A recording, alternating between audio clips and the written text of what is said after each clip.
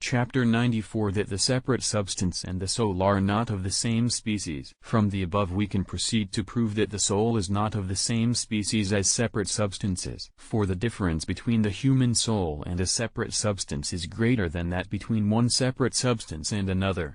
But, as we have just shown, all separate substances differ in species from one another.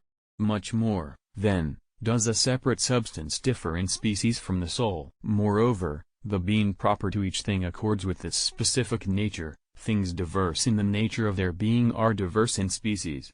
But the being of the human soul and of the separate substance is not of the same nature, for in the being of a separate substance the body cannot communicate, as, indeed, it can in the being of the human soul, which is united in being to the body as form to matter.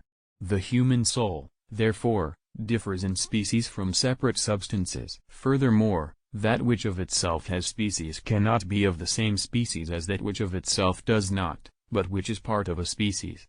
Now, the separate substance is so endowed, but the soul, being part of the human species, is not. The soul, therefore, cannot possibly be of the same species as separate substances, unless, perchance, man be of the same species as they, which is clearly impossible. Then, too, the species of a thing is gathered from its proper operation, for the operation manifests the power, which reveals the essence.